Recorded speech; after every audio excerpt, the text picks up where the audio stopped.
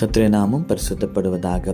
இந்த நாளுக்கான வெளிச்சம் 1 சாமுவேல் புஸ்தகம் 30 அதிகாரம் 8 தாவீது கர்த்தரை நோக்கி, நான் அந்த தண்டை பின்தொடர வேண்டுமா?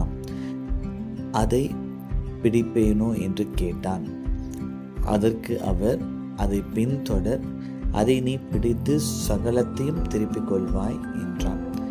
இந்த காலை வேளையில் கூட நேற்று தியானித்த அதே வேத பகுதியின் தொடர்ச்சியாக கர்த்தர் நம்முடைய வாழ்க்கையில் சகலவற்றையும் திருப்பிக் கொள்ள அவர் பலன் தர உண்மை உள்ளவராய் இருக்கிறார் என்று நாம் தியானிப்போம். நேற்று தினத்தில் தாவீது சிக்லாக் என்ற ஒரு அனுபவத்துக்கு வருகிறான். அந்த இடத்துல தன் மனைவி, பிள்ளைகள், தன் சம்பாதித்த எல்லாவற்றையும் அவன் இழக்கிறான். அவன் இழப்பின் மத்தியிலே அவனை சுற்றின்ற ஜனங்கள் அவனை கல்லறி நினைக்கிறார்கள். அந்த இடத்துல என்ன செய்கிறான்னா, தன் கர்த்தருள் பலப்பட்டான், கர்த்தருடைய வார்த்தையில பலப்பட்டான். பலப்பட்ட தாவீது அவன் அப்படியே இருக்கல. அவன் என்ன செய்கிறானா, கர்த்தரை தேடுகிறான். இந்த காலை வேளையில் கூட கர்த்தர் நம்மை பலப்படுத்துவார் என்றால் நாம் கர்த்தரை தேடுவோம். தாவீது பலப்பட்ட பின்பு கர்த்தரை தேடுகிறான். கர்த்தர் அவனுக்கு கொடுக்கிற வார்த்தை என்ன தெரியுமா? நீ சகலவற்றையும் திருப்பிக் கொள்வாய். அப்போ அவனுக்கு ஒரு கேள்வி, ஆண்டவரே, நான் இழப்பின் மத்தியில் இருக்கிறேன், என் மனைவி, பிள்ளைகள், என் சொத்து எல்லாவற்றையும் இழந்துட்டேன், நான் என்ன ஆண்டவரே செய்ய வேண்டும்?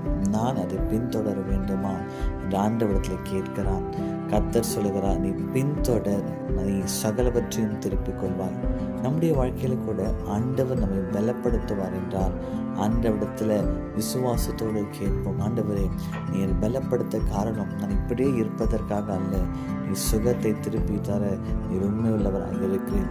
நான் இழந்து போன காலத்தையும் நேரத்தையும் திருப்பி தர நீ உண்மை உள்ளவராக இருக்கிறேன். ஒருவேளை பண பிரச்சனை எதுவாக இருந்தாலும் ஆண்டோடு சொல்லுங்கள், ஆண்டவரே, நீ திருப்பி தர உண்மை உள்ளவராக இருக்கிறேன் என்று தாவீதை போல வாக்குத்தத்தை பெற்றுக்கொள்வோம். இப்போ தாவீதை யோசிங்க, அவனை கல்லறை நினைத்த அதே 600 பேரை கொண்டு அவன் யுத்தத்துக்கு போகிறான்.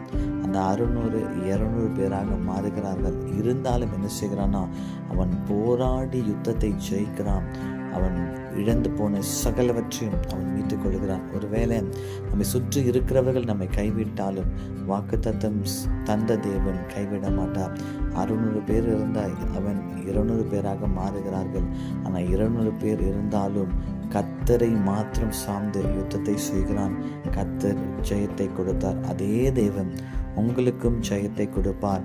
நீ சகலவற்றையும் திருப்பிக் கொள்வீர்கள். அன்பு பிதாவே, இந்த வார்த்தைகள் ஆம் என்றும் ஆமேன் என்றும் ஒவ்வொருத்தருடைய வாழ்க்கையிலும் நிறைவேறட்டும். சகலவற்றையும் கர்த்தர் திருப்பி தர நீர் உண்மையுள்ளவராக இருக்கிறபடியினால உமக்கு நன்றி. இயேசுவின் நாமத்தில் பிதாவே, ஆம்.